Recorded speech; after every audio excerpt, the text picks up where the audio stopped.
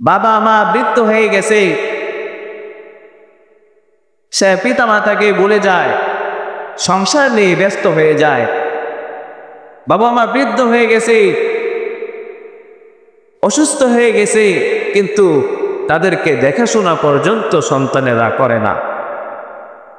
এ সন্তান চিন্তা করে না তাকে বাবা, সন্তান যখন ছোট ছিল এই বাবা তাকে কাঁধে নিয়ে নিয়ে ঘুরছে, বাবার পকেটটা তার পকেট বানায় দিছে, বাবা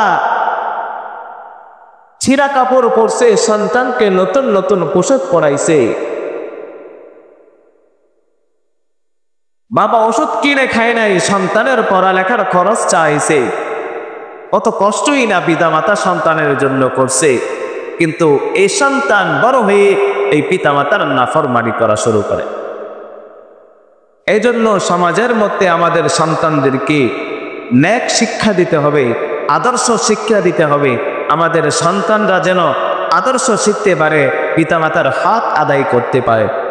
আল্লাহ তাআলা মার হৃদয়ের ভিতরে এত মোহাব্বত দিয়েছে, সন্তানের চেহারা যখন মা দেখে, সাথে সাথে মা যে প্রসব ব্যথা ছিল এটা মা বলে যায়, সন্তানকে কোলে নেয়, বুকে জড়ায়া ধরে, সন্তানকে চুমু খায়। এই সন্তানকে নিয়ে সে স্বপ্ন দেখা শুরু করে। সন্তান কিছুই বোঝে না, হাঁটতে পারে না, চলতে পারে না, সন্তান কিছুই করতে পারে না, কিন্তু মা সন্তানের সব কিছু, তার চাওয়া তার পাওয়া সবকিছু মা বুঝে। সন্তান কেন কান্না করতেছে মা সাথে সাথে বুঝে ফেলে। মার হৃদয়ে এই ভালোবাসা আল্লাহ তাআলা দিয়েছে।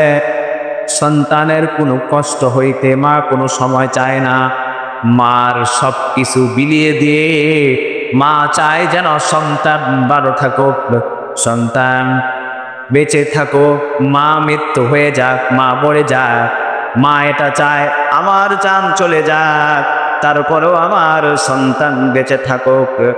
মা সন্তানকে তার সর্বোচ্চটুকু দিয়া এই সন্তানকে লালন পালন করে।